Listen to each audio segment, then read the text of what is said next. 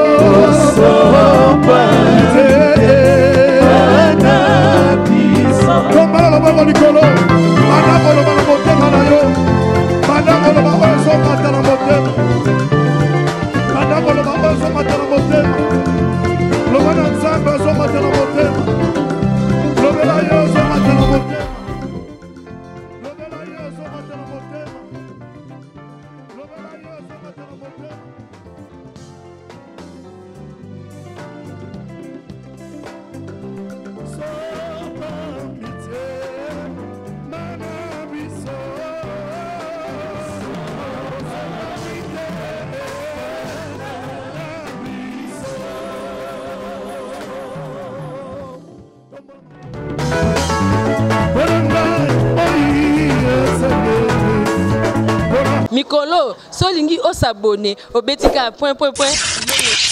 Kilongo TV. Kilongo TV. 30 ans, ça s'est fait, 30 ans, ça s'est fait, mesdames, messieurs. Un grand événement se prépare à Kinshasa.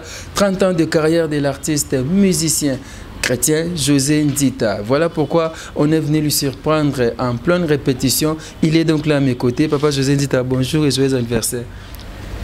Bonjour, merci beaucoup. Nabande konyoso bazo souhaiter de partout na mokili mobimba. Zambia pambola bino. Vraiment et 30 ans ça se fait 42 toloba. Tournaki tout ça lango pona honneur ya Yesu pona ba église nyonso pe pona bande konyoso balingaka biso. Donc 30 ans na biso eza église eza pe ba nyonso balingaka biso. Ça veut dire okoza la pose na église te osambela na yo te molingaka José Nzita. Oui. Oza muta église de réveil te yo muta catholique. Oui no kaka. Pour biso na biso to komisaka Yesu moko. Donc sincèrement na bato kimbangiste ba nyonso balingaka Nzambe ba église nyonso ba confession religieuse nyonso bo sepela. Boye ko komisa Nzambe longo na 30 ans na biso. Voilà. Nde yango de l'onde ko rabiaye. Ko na séance à répétition to solo lango quoi.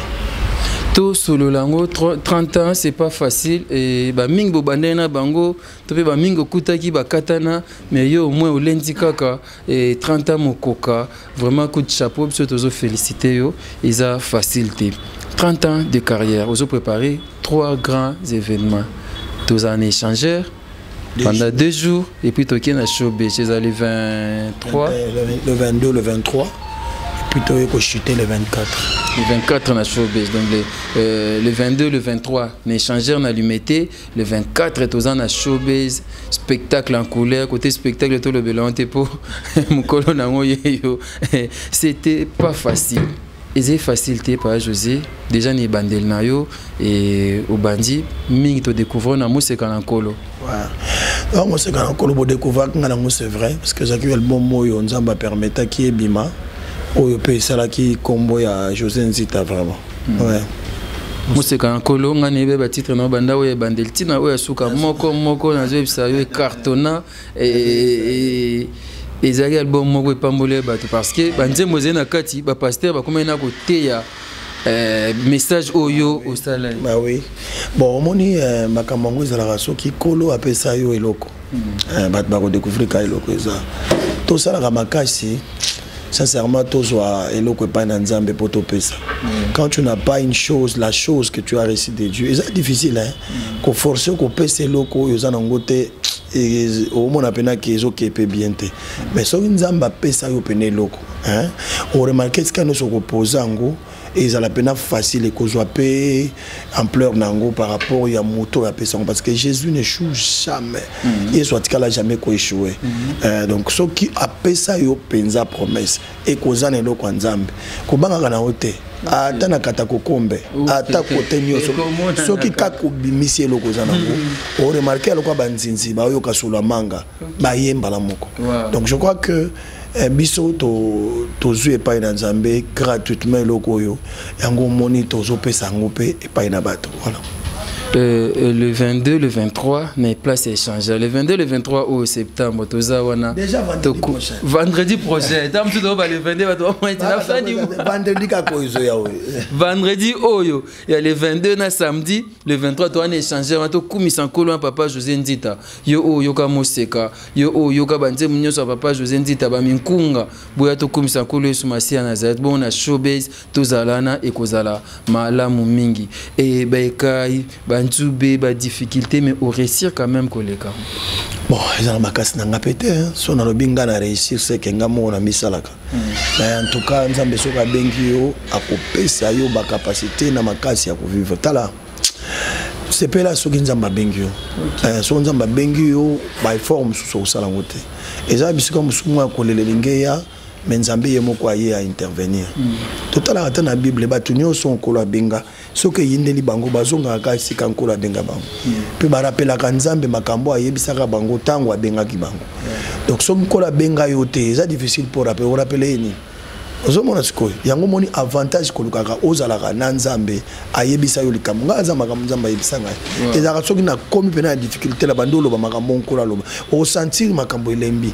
Na otoyebiso ceux qui ont babundi sami na 30 ans nangayo zanga en fait zanga ça veut dire ti na komaki na komi lelo na za na une semaine oyo on sentir que combat moko et quoi ça la pe que ba événement ngo raté mais na comprendre te nazaki na chambre na zo bondela kaka la Nzambe bon ça va tout ce que tu veux ça la ngonga c'est na bagi déjà que to sala so yo moni ke ko simbate dis-moi ke ko simbate ah papa Rabi moni na za na armée béton na so episo ponkolo pe na armée nga na ndenga osaka te ça veut dire na lela kilobi mais lelo na komi na bien ndé na za bona oseka na ngai na oseka kitoko pour na za wa balinga te concert simbi donc voilà na zo tala no bia Nzambe ba jenu ndé za boy ça dit ça le wana te azate ko osana no bonduluka kolongo abimelo la ko bia je suis là azala ka bien moko ya moni batu basala tu bazana Nzambe luka penza ozala na Nzambe luka pena ozala na alliance na Nzambe soko ozala na alliance na Nzambe o lelate le Seigneur viendra même à la dernière minute à secourir lui. Amen, c'est la vérité. Je rappelle c'est pour le 22 le 23 na place échangeur na limité et puis le 24 na salle showbiz nous serons là pour la gloire de Jésus-Christ Nazareth avec papa José Ndita 30 ans de carrière. Papa José nebi ki ba surprise ezali belé et ben invité bazali belé mais na tuna boy depuis bandaki groupe na yo ti lelo ba artiste baleki ebelé mingi bakeyi misu bakoyimba pasteur est-ce que tu peux retrouver bango pe? Oui bien sûr bana nanga nyonso soko ngomo na bango ya lobi lobi tozala wa de 14h à Boutou de 14h pena à Boutou tozala awa alors yango yakana yo okuta ba oba comme ba pasteur okuta ba oba ba drummer nanga kala okuta tout le monde oyo azala ki na mélodie okuta yawa donc tozawa pour te fêter 30 ans d'abisso ya mélodie to bango lokola baza famille bango nyonso na biso tous ensemble même moral mais sur difficulté zali ils ont bana msusu namba botamité album nous déjà bandu ça succès babotami lelo bayoka je suis béni je ne suis pas maudit est-ce que to ça ndé na ba spectacle na opesa biso ndambu ya depuis bandel ti lelo yango tozo bundana na ba collègue wa ba nangaya wa to meka kopesa couleur moko ya bien ça veut dire Atato ko sabino nyon sauté mais quand même besoin 80% ya banzembo na biso nde yango moni tozo bunda na penza to ba ndenge ni to ko présenter spectacle wana ko sala que besoin 80% ata 90% so penza basungi 100%. Donc talaga to monaki 30 tanto tsango mukolo moko engeza tinate pour boyemba banzembo 10 bo 6 yango to tsango 3 jours. Ça veut dire premier jour to zana couleur msusu, deuxième jour to zana couleur msusu, quand ndenge to changer bilamba ndenge to changer banzembo spectacle quand ndenge ba spectacle donc vraiment nzambe sa biso grâce to zana posa lisungi na ye pena mukolo wana biso moko pe to loba non biso moto ko pesa le côté surtout to pesa yango c'est que nzambe nde muta pesa biso makasi to pesa. Je veux que tout le monde mukwana tana mélodie to témoigner to loba te nzambe azaki na biso siko oyebsa ba fan na yo nini okoyesa batu oyo ya batu ebele pe babongola mitema parce que ayoka nzembo pa José Nzita musupe lelo komi musali na nzambe komi pasteur komi prophète à travers nzembo papa José Nzita oyebsa bande ko nani.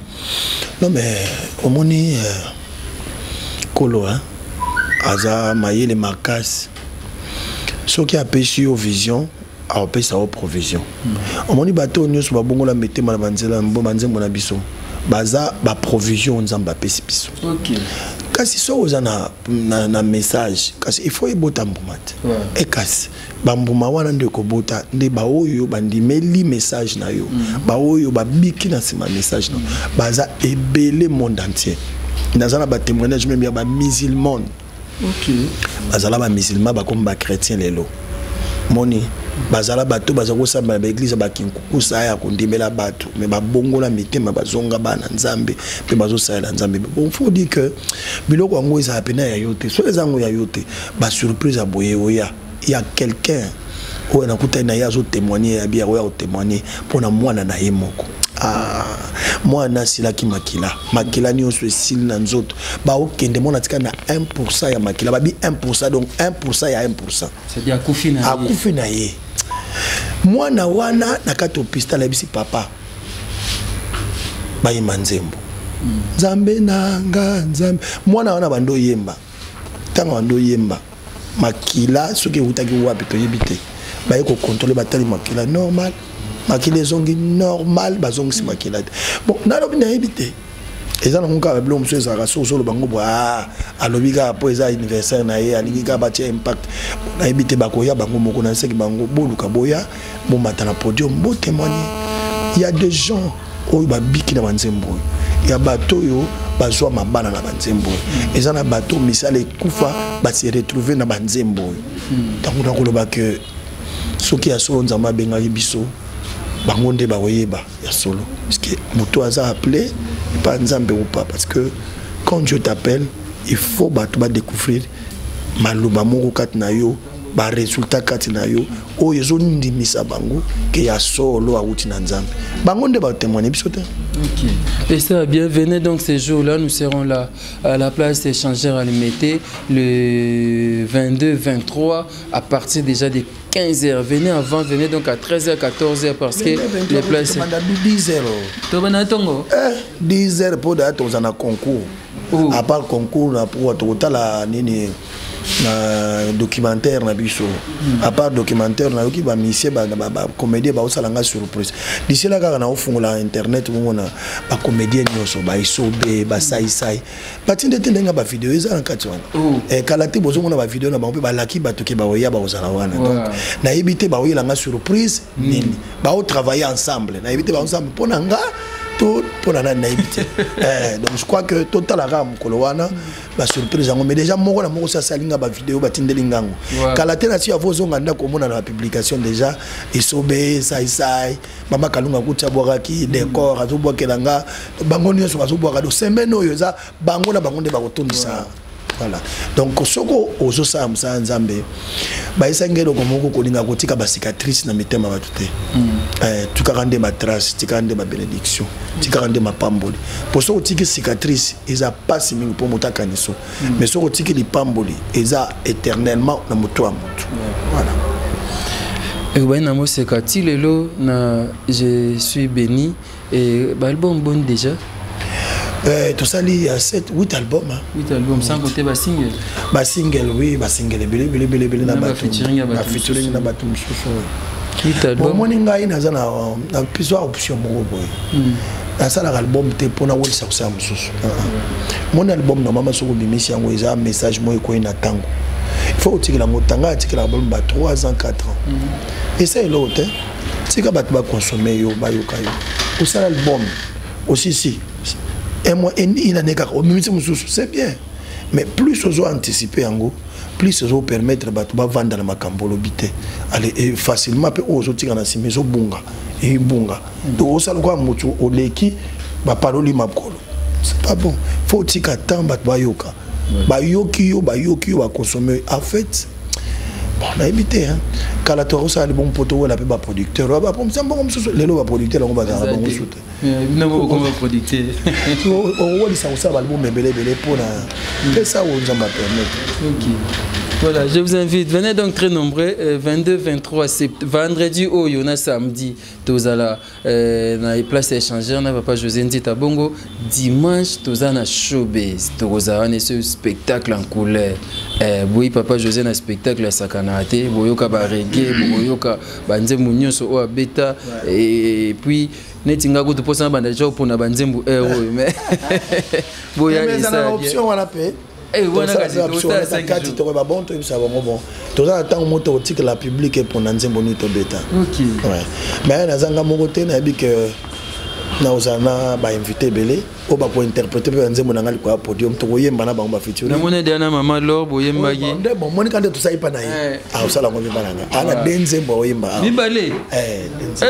Aïe mami balé otoyemba na ye awa. On a garanti dernière semaine en Guazana Point Noir, so voyez lundi au mardi, dans une répétition mercredi. À cause d'angate. So kazangi c'est que répétition il y a vendredi na showbuzz. Hein? Vendredi na pourquoi? Na showbuzz. À ozangate. OK. So to ici, biso na nini na soto ici consort na biso awa. Et c'est la 20h. Et vendredi, après concert, nous avons une répétition dans showbuzz. Ok. Dans l'instrument, dans bango. Surtout aussi vendredi. Concert ici 20h. Nous avons showbuzz. Donc qu'est-ce qu'on travaille répétition dans maman alors dans la boutou voilà tu travailler nous banda 20h10 0h6 ici. Tu es là la tola na biso comprendre samedi les tu travailler jeudi na vendredi. Donc vendredi jeudi na boutou tu travailles na showbuzz na vendredi. Si on peut la lingité na web sabango bon au lieu de travailler jeudi na boutou tu tiens mardi na mercredi. Le col là vendredi on a nous les comme ça tu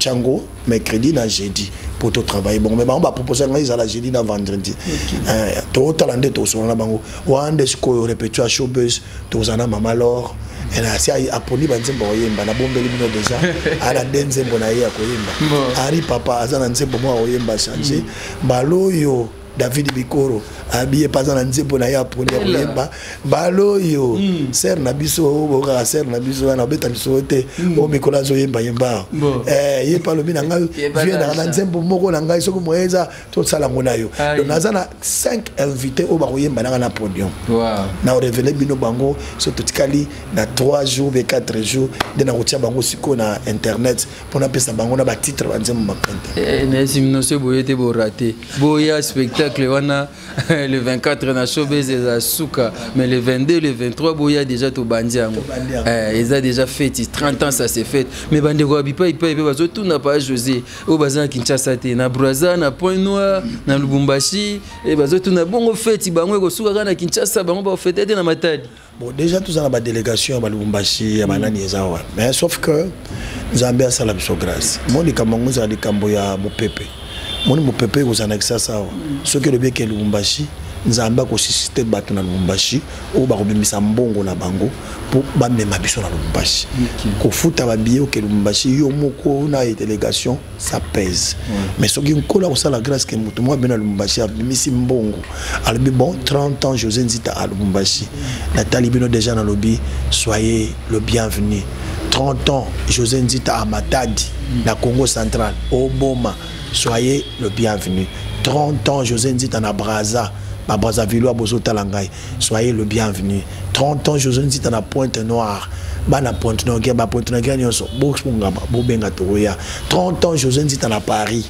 30 ans José Nzita na Londres 30 ans José Nzita soki na Mbujima et soki wat bolingi na Goma soki wat préparez-vous appelez-nous tokoya ko sala 30 ans parce que bandeko na église o to 8 ans nzamba pombi biso na kata église oyo bolenge na biso na kata église ngala banda koyemba na pesa bolenge na nzamba banda na 7 ans na za na église 7 ans oui wow. 7 ans na banda koyemba déjà liboso bato bona guitare na 7 ans oh là donc imaginez 30 ans na pesi bino ezali âge on a bandi musique professionnelle oyo album nangé bimi boando somba boso na bina zonga ta on a dagana na isoloir classe ta bat baye bayenga na noté mais na zaka pe koyemba na église c'est on a c'est 10 ans passé na on ça peut 40 ans donc vraiment gloire à Dieu dengue a sali que to joana notre option à 30 ans oyo vraiment gloire à Dieu. Gloire à Dieu, 30 ans ça s'est fait, donc Toya et Belé, le 22, le 23, on a échangé, et puis le 24, on a showbiz, et ils ont un spectacle, ici, papa José Nzita, ce que j'ai raté. Le spectacle, il faut que mon amour, tout ce cité n'a pas papa José, n'a couru comme ça. C'est le roté. Voilà, il y a Soazana. Au ça l'appel, na bande gognon, so bagoya. Voilà, surtout l'église. Ba église nyonso ya Congo ya Kinshasa ya partout to senga bino lote to yepete to lo baba pasteur bo futa biso nzambenda futa biso mais to yeko senga bino accompagnement tala ba yebaka mutu ba ko natala concept moko yo ndeko moko ya journaliste na biso ya Congo awa kombo na ye ce que y a dans le website, Asala aimons-nous vivants. Ok. Mais tout ce que vous comprenez. Aimons-nous vivants. Pour les Mokendi. Alimbisa un grand frère, frère Nangana Paulin. Donc, naibisio aimons-nous vivants. Et c'est le koyo. Bah, n'ensemble photo adopté. Très important. Oui, bien sûr, on a couvert à tout yelingai 70 millions. Et ça m'appelle l'autre. Mais ce que kabelinga mbongo ngonde na otala boy ndeko osimba motema na ngai pe osalanga bien papa stanio so José Nzita leka na église na bino na yemba ta musupe bo piange lokote ta musupe loko bo pianga za insuffisant mais na boy na bina keka merci ta musupe kenda ba mission na ngato komi bo passer nga pesa mbongo bo abungi na milliers bozo luka pasteur amona ta abungi na yake boye binde bo futa la tika kozonga te tala 30 ans tout moni makambo. Maintenant au senga bino ba église. Si réellement vous croire que biso tozaba oyo nzamba pesa ki bino lo kwa cadeau. Mais ba 30 ans oyo église moko te kozanga koya. Na habité. Comment beaucoup boya koya na 30 ans. Et comme sangai parce que le sokoye net droit d'accès. Tu as droit d'accès, tu as droit de participation, frère. Ça veut dire que tu as mis $5 na yo, 5 000 francs. Oyo le bana frère José, bon, nga na yo souhaite joyeux anniversaire na 5 000 francs na ngai. 5 000 francs non, o tchaka crédit, o somba. Oyo nango, obi frère na za na mbongo te mais joyeux anniversaire na nga 5 000 francs. O jui billet au côté. Mabe o wapi. Ba sa loana net ba showbiz ba lo wango so na tie priya wa bat bomona sal to lo appris wana. Voilà.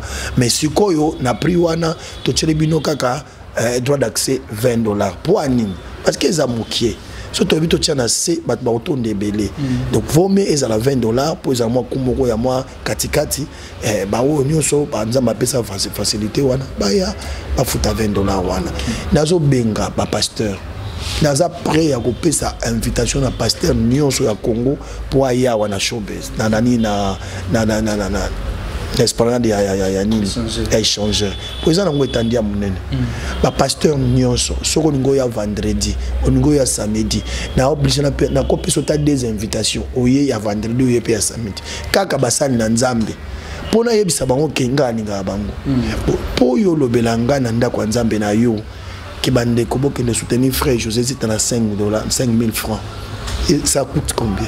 Pour yo muto foot la bango billet na 5 binoka ba pasteur bolo bela événement oyo na église billet binote bo somba billet ba frère na ba sœur ba somba mais bino bo pesa communiquer parce que bi papa ya bana soka oloba bina lingi bino so bokende pas frère José Nzita hein muto nyonso akoto sa papa na ye aweya donc ba église nyonso na bo tanga kombo ba église ya boza ebele bo se mobiliser 30 ans nanga soki l'équipe bien 40 ans frère Mathieu ko leka bien ce moment 30 ans soki yanani soit ko leka bien donc je crois que soki bozo honorer biso bo église bozo exciter biso lisusu na ma courage pe ko saila nzambe malam voilà nani message on a coupé c'est pas ya basal na nzambe nyonso et pour na autorité en mboka na ngai ou bozo tala ngai boza conscient comment tu travailler na mboka oyo to risquer belé ba poison biloke belé to sengi bino bofuta bisote mais muto amuta malamu poisa la bolamu batindaka ete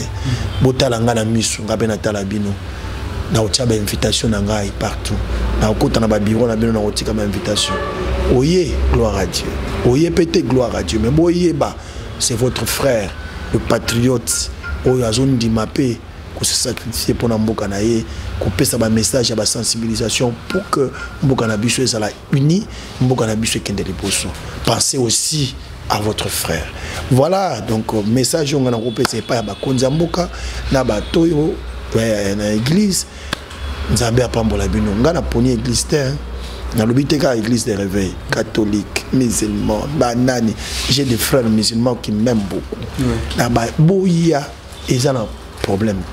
Voilà. Vous avez un règlement nous balingako mingi baya et ça qui toko mingi règlement kaka ou bazaka tchesu na bango boya boya nga règlement boya kaka boya tana omona bino pe muna ya et ça qui toko makasi vendredi oyo na échangeur ya limité tozala wana vendredi samedi bo dimanche toke clôturer na showbiz to komisa nkolo elongo na papa José Nzita so po ele moi cadeau et ça bien et ça kitoko mingi lo bango te sposo lo bien bien tala o la alingi ba yele mbon te mais muto ya mobi anniversaire ezalaka kokanisa mutazo kanisa isika uta so ngo kanisa ye malamu ba memaka pe mweloko so biloko ngo tolobela ngo te so bandolo baka mingi ba bia ana besoin cadeau ya yo lobelinga lobela boya na ba cadeau to célébrer 30 ans ça s'est fait eza ebele to zelata to za kolinga musique ya papa le moloto mingi tangu papa le moloto azalaki osalaki nini ta siko papa José Nzita yo azali 30 ans to ya to komisa nkolo to yemba to kobina moi cadeau ezali au PC. Ce pesate bina kaka na semte mozo banazo bina na compte ya cadeau to deki kaka to komisi nkolo. Merci papa José. C'est moi qui vous remercie. Je pense que je vais encore passer na séance à temps moko répétition. Plaisir partager lobby déjà tous à de 14h til 20h. D'accord. Voilà, merci. Et rendez-vous est fixé pour ces vendredi 22 et samedi 23 ainsi que le dimanche 24 na showbiz. Ne ratez pas ces rendez-vous to ya to komisi nkolo 30 ans ya papa José Nzita. Merci beaucoup.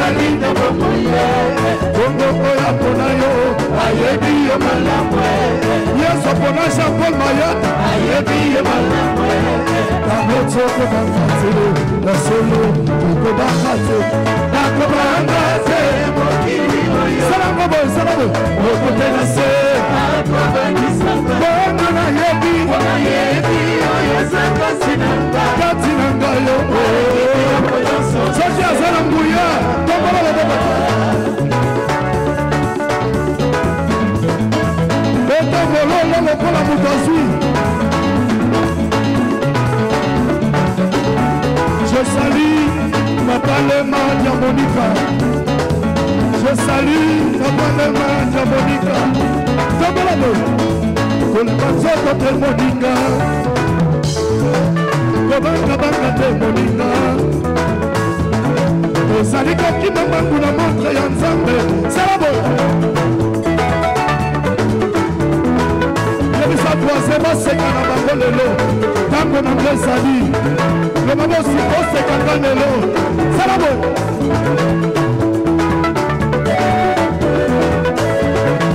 Mololo, mololo. Kita moke, kita kita.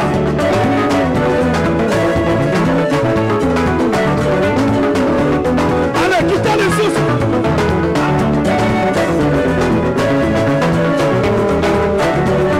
Beta mololo.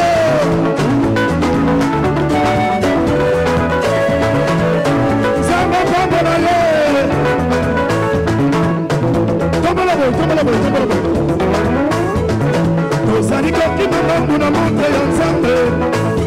Kasi na montre ya bato ya motunite. Ezali lokola ndembo tobobeta na tele. Ezali lokola baleko bobeta na tele. Bokola moto akoki mpe kozala na sifle na ye. Kasi sifle na yo bato batielaka miso.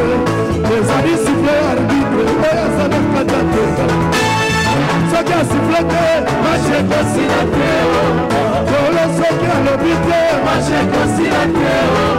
Yaya soki asiflete, mache kosilate. Kolo soki alobite, mache kosilate.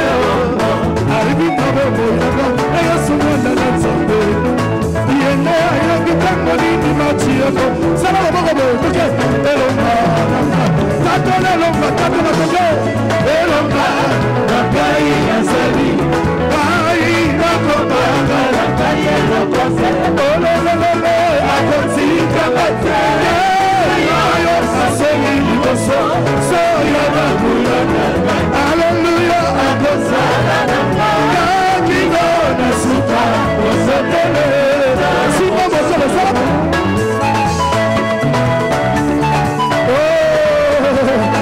Saba bongo la bible. Tu me payes à quel message qui mouille. Tu me payes à quel message qui mouille. Azala qui n'a pas yo qui me continue à s'appeler. À quel fils de David. Et qui c'est le roi. Bato batangeliye. Atobali mongongo marami male. Et qui c'est le roi. Bato bafina kiye. Yoka Yesu abaluki atali ebe ya lobi. Yo mwana de la foi na sala bobo. Sono sono. Yedenes.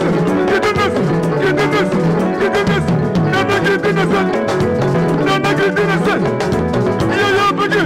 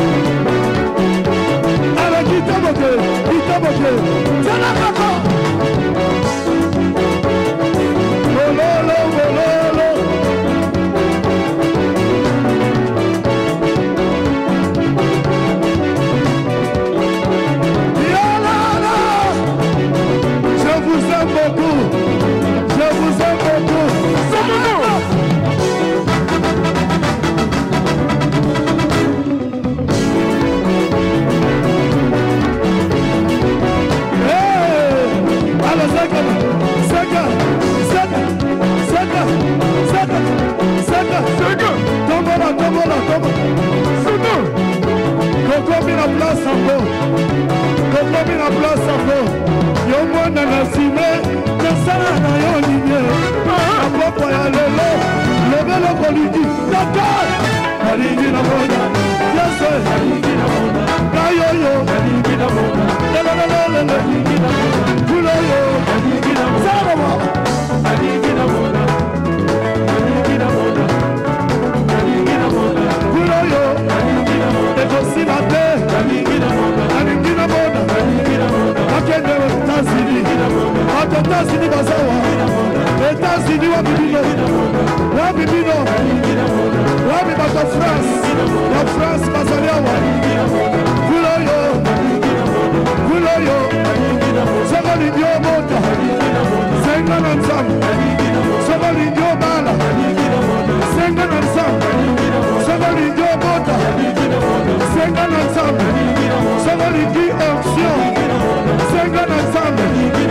olingi publi senga na nzambe tombola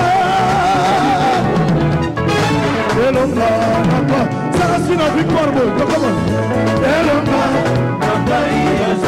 Dengo Zoloba, Dengo Zosaloba, Dengo Sengi, Dengo Zosaloba,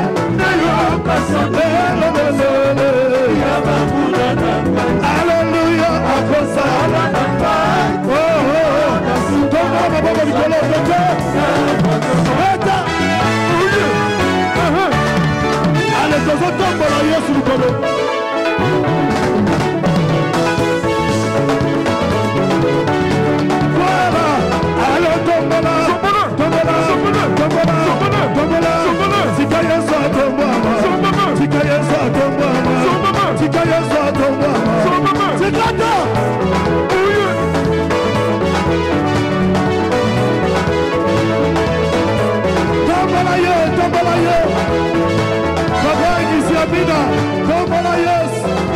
Yesu ya CPC, Papa Jean-Paul Mayota, Tombola Yesu ya CFC, Papa Lema Diabonica, allez comme ça, comme ça. C'est bon.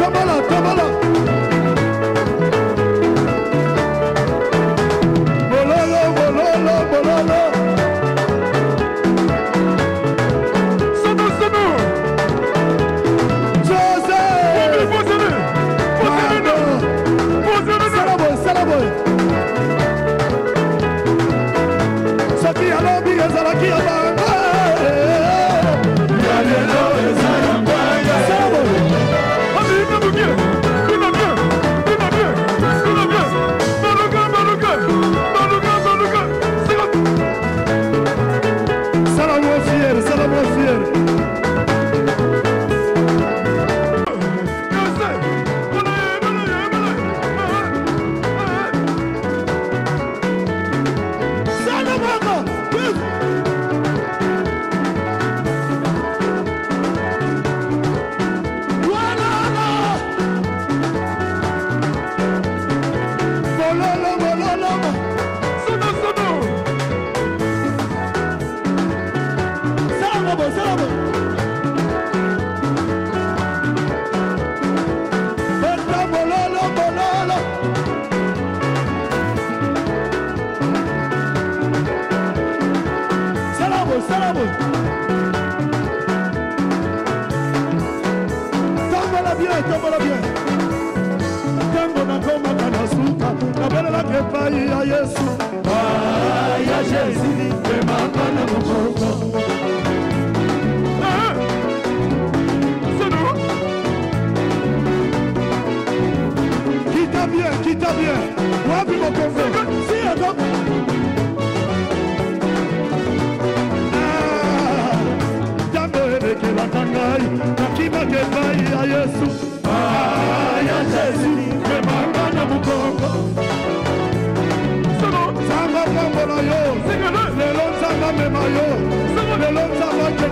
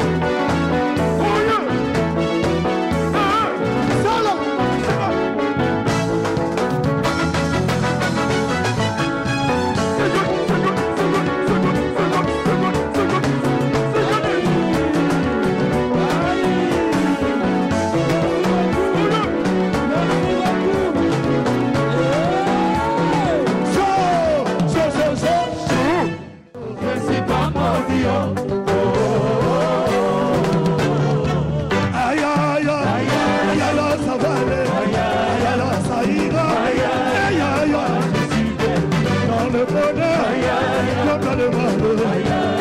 Je confesse, toujours moi. Même si dans ta liste, je ne me figure pas. Dans l'alliance, je sais que aïe, aïe, aïe, aïe, aïe, ça va aller. Aïe, aïe, ça ira.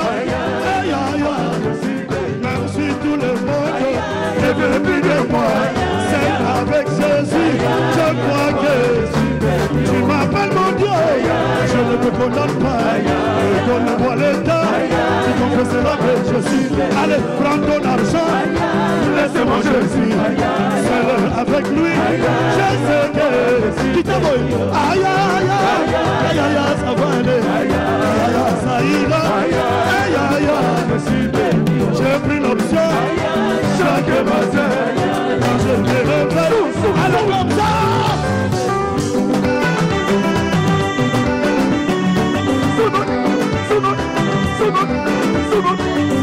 Oh, Lucas, viva, hello.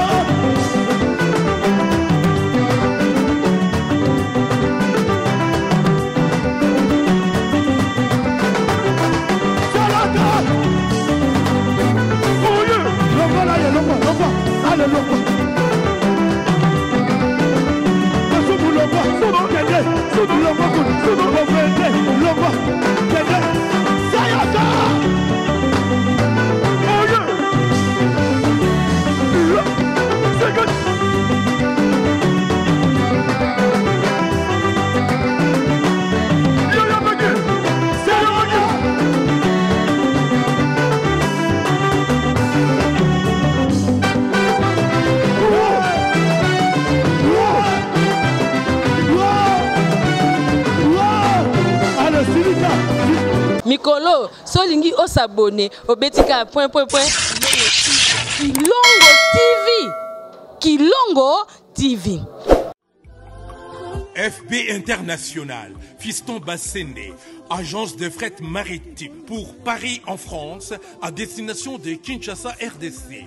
Tous vos colis, envoi express, envoi normal, conteneurs et autres. Confiance Nabisso na FB International. Fiston Bassende, en région parisienne, au 40 rue Jean Rossard, 77 380 Comble-la-Ville, en France. Contact, composé le plus 33 7 67 90 77 07.